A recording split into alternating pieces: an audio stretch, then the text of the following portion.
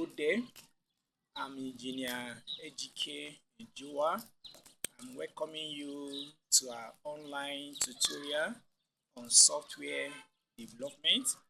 Kindly watch our tutorial. We shall be looking at linking Stylesheets and CSS best practices. Instructor/coordinator Engineer Ejike Ejoa, powered by Mashpadoko Global Services. Objective: differentiate between types of Stylesheets and understand best practices for CSS maintainability. In this video, you will learn about the three main types of CSS Stylesheets: inline, internal, and external. We will also go over some best practices to help you write clean, scalable, and maintainable CSS. Inline CSS. Inline CSS is written directly inside an HTML element using the style attribute. HTML example. We have our code starting with the doctype HTML. Then we now have the HTML open tag. Below it, we also have the head open tag. Then we have our title open tag. Here we use inline CSS example. Then we have our title close tag. Then we have our head close tag. Then we have our body. Under the body open tag, we have our h1 open tag. Inside the h1 open tag, we now give space, now write style is equals to quotation mark color column blue semicolon. Then we also have font size column 24 pixels. Then we now have our h1 open tag close. Then between the h1 open and close tag, we will now write, like for this example, this is an inline style heading. Then we will now close our body tag, then also close our HTML tag.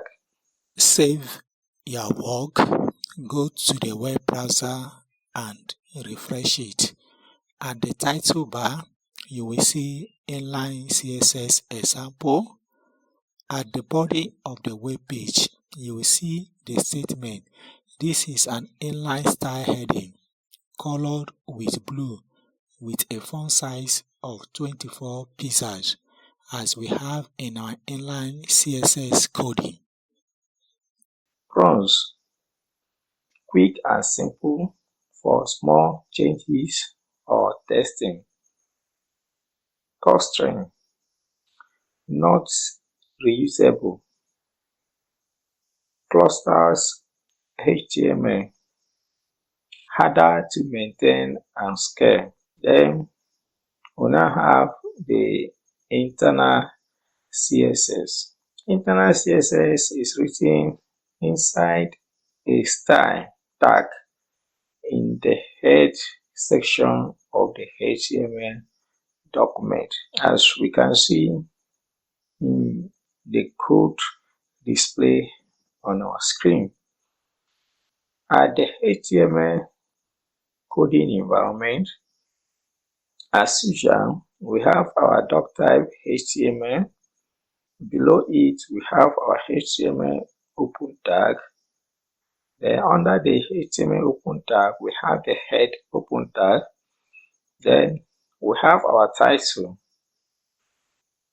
open tag. In between the title, open and close tag, we now put our description. Here we have internal CSS example.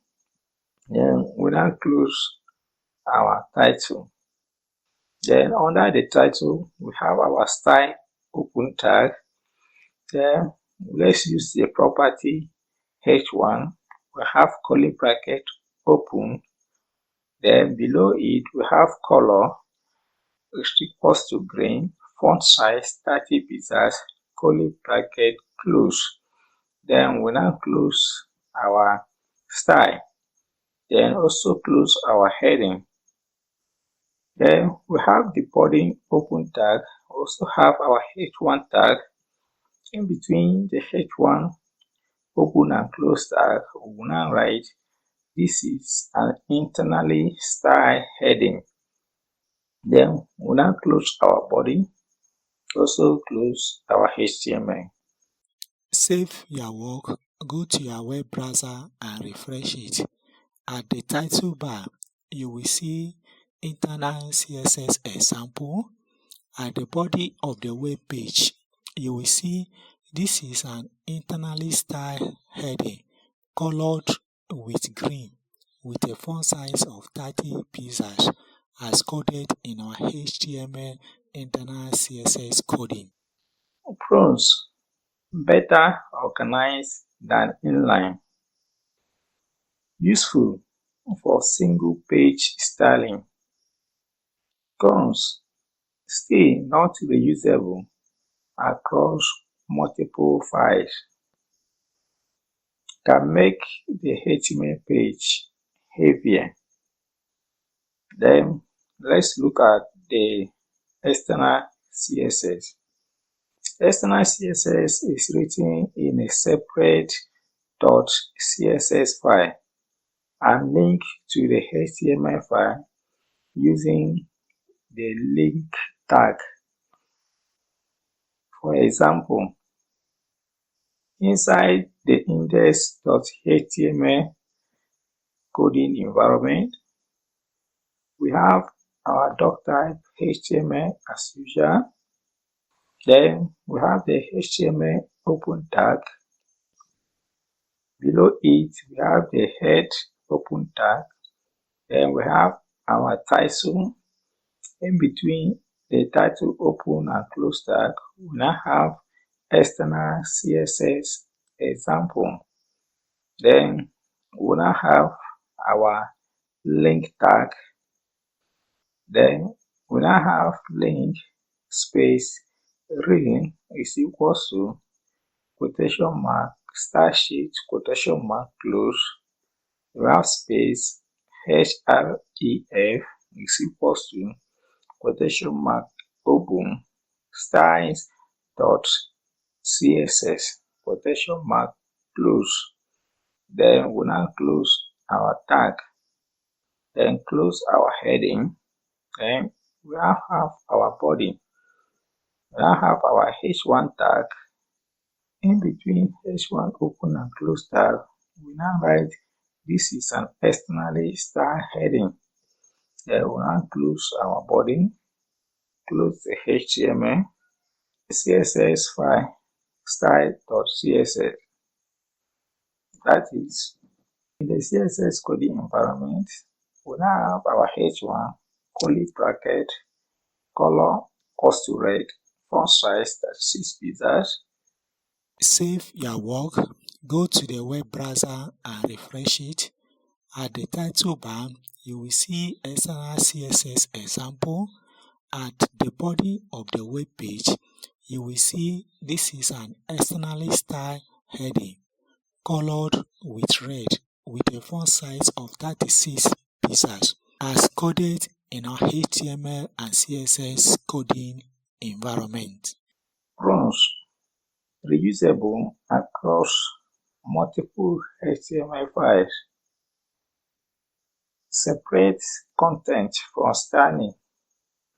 Easier to maintain and scale. The constraint requires an extra HTTP request. Minimal issues with caching. CSS best practice. Use external CSS for large or multiple page projects. Separate concerns. Keep structure, that is the HTML, style, the CSS, and behavior, JavaScript, in different files, that is different coding environment. Use class and ID selector wisely. Prefer classes for reusability. Use IDs only when unique. Use meaningful names. Choose class names that describe their function or style. Avoid inline styling. They are hard to override and maintain. Organize CSS. Group similar styles. Use comments and maintain consistency. Use a CSS reset or normalize to ensure consistencies across browsers. Consider processors. Tools like Sans or Less can make CSS more powerful and maintainable. Conclusion. Now you understand the differences between inline, internal, and external CSS and how to choose the best approach for your project. Always follow best practices to keep your styles clean and easy to manage. Okay, Watch our next video on Flexbox versus Grid. Which one to use? Thank you for watching our tutorial. Kindly subscribe to our YouTube channel, like, share and comment for one-on-one training on software development and affiliate marketing, or if you wish we build your website for you, kindly contact us on 080-3642-2829. We also partner with Azinonet Limited, African First Digital Contributory Scheme, where we show you how to raise capital for that business of your dream. Thank you. May God bless you all.